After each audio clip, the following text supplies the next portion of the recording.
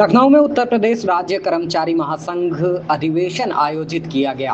कार्यक्रम में महासंघ से संबद्ध विभिन्न कर्मचारी संगठनों और विभागों के प्रतिनिधियों ने हिस्सा लिया। अधिवेशन के दौरान कर्मचारियों से जुड़े कई अहम मुद्दों पर विस्तार से चर्चा हुई और महासंघ की नई कार्यकारिणी का गठन किया गया। नवनिर्वाचित पदाधिकारियों को प्रतिनिधियों ने बधाई देते हुए कर्मचारी हितों के लिए प्रभावी ढंग से काम करने की उम्मीद जताई।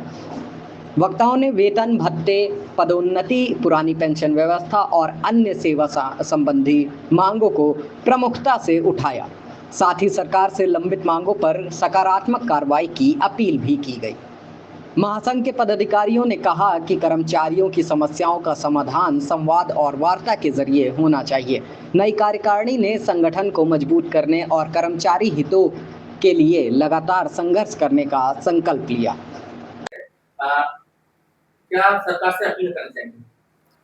सरकार से हमारी बहुत सारी अपीलें हैं, लेकिन कुछ हमारे बहुत जुनून अपीलें हैं। जैसे एक हमारा सफाई कर्मचारी संगठन जो पूरे उत्तर प्रदेश में हर ग्राम पंचायत में एक एक कर्मचारी काम कर रहा है, उसकी तो अभी तक सेवा नियमावली नहीं बनी है। सेवा नियमावली पे बात करना है और सरकार से हमें एक और मुद्दा से बात भी की है, लेटरबाजी भी हुई है। जो चतुर्थ श्रेणी जो है, सरकार ने भर्ती को रोक रखा है कि चतुर्थ श्रेणी की जो है भर्ती खोली जाए, उसमें कई लाखों लोगों का लाभ होगा। तमाम हमारे प्रदेश के बच्चे जो जिस योग्यता योग्य हैं तो उनको अगर चतुर्थ श्रेणी भर्ती अगर खोल दी जाए तो उनको जो है चतुर्थ श्रेणी के पद पर विराजमान किया जाए। और हमारे प्रदेश में वास्तविक लमसम लगभग 4.5 लाख चतुर्थ श्रेणी की जरूरत है। सरकार ने आज तक भर्ती नहीं की है। हम उस बिंदु पे भी लड़ाई लड़ेंगे कि जो पहले आप चतुर्थ श्रेणियों की भर्ती करते थे, अब आपने क्यों बंद की। दूसरी बात, जो मृतक आश्रित, क्योंकि तमाम विभागों में था, अगर एक चतुर्थ श्रेणी का कर्मचारी अगर मृतक हो जाता है तो उसके बच्चे अगर पढ़ा लिखा है, उस बच्चे को अग्रिम पद पे भेजना चाहिए। लेकिन सरकार जो है उसी पद पे नियुक्त करने की बात करती है। और हमारे अधिकांश सफाई कर्मचारी में हो तो उसी पद पे ही नियुक्ति, चाहे बच्चा हमारा MBBS हो, चाहे PhD किए हो, चाहे BA करो, चाहे MA किए हो, लेकिन कुल मिलाकर उसकी भर्ती जो उसी पद पे जिसका उसका पिताजी उसके पद पे था या उसका कोई गार्जियन जिस पद पे था उसी पद पे भर्ती करते हैं। तो उस पर भी हम लोग मुद्दा रखेंगे कि आखिर अगर हमारा कर्मचारी 4th क्लास में है, अगर उसका बच्चा शिक्षा धारक है तो उसको जो जिस शिक्षा के हिसाब से उसी शिक्षा से उसकी पोस्टिंग की जाए।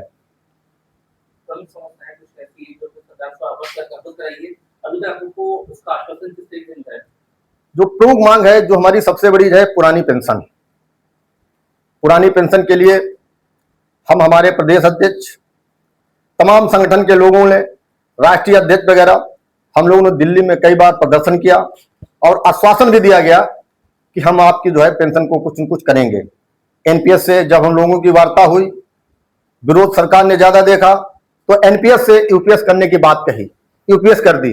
अब हम लोगों को एक जो 6 अगस्त को दिल्ली में हमारे माननीय प्रांतीय अध्यक्ष जी भी जाएंगे और प्रदेश के तमाम संगठनों के पदाधिकारियों को निमंत्रण भी माननीय राष्ट्रीय अध्यक्ष के द्वारा दिया गया है कि वहां पे हमारा 8वां पे कमीशन और पुरानी पेंशन की बात सरकार से होगी। चुनौती क्या रहेगी आगे की और कर्मचारी के लिए क्या है, आप क्या करेंगे?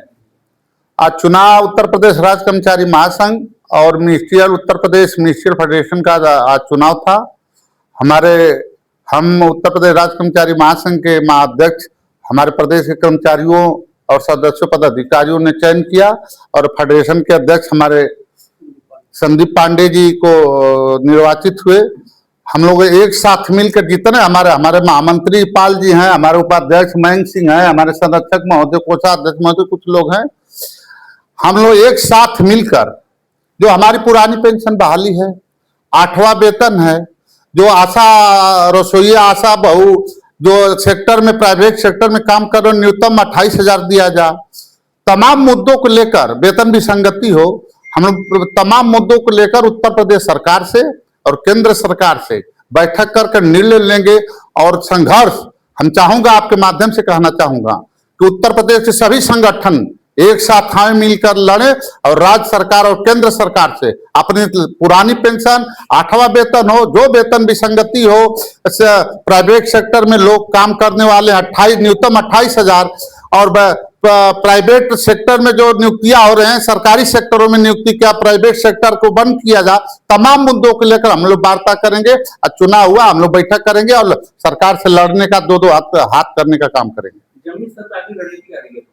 हमारी जमीन निश्चित पुरानी जो पेंशन बहाली है, 8वां वेतन है, तमाम मुद्दे हैं, हम लोग उस जमीन स्तर पर काम करेंगे और संघर्ष करेंगे, सरकार से लड़ेंगे और धरना प्रदर्शन हो, मामला हो, चाहे हम लोग का दिल्ली का मामला हो, चाहे उत्तर प्रदेश में हम लोग आंदोलन करेंगे अपने समस्याओं के लिए। चुनाव के माध्यम से आज की 3 प्रमुख मुद्दों पर चर्चा की गई है। आज सबसे महत्वपूर्ण हमारी पुरानी पेंशन बहाली हो, हमारा 8वां वेतन हो, हमारे प्राइवेट सेक्टर में जो काम करने वाले रसोई, आशा बहु और अन्य तमाम आदि लोग हैं, उनको न्यूनतम 28,000 हो, वेतन विसंगति हो, कुछ दिए हमारे रुके हुए हैं। इस मुद्दों पर हम लोग आज अपने चुनाव में चर्चा, हम लोग सभी संगठनों ने मिलकर हम लोग चर्चा की।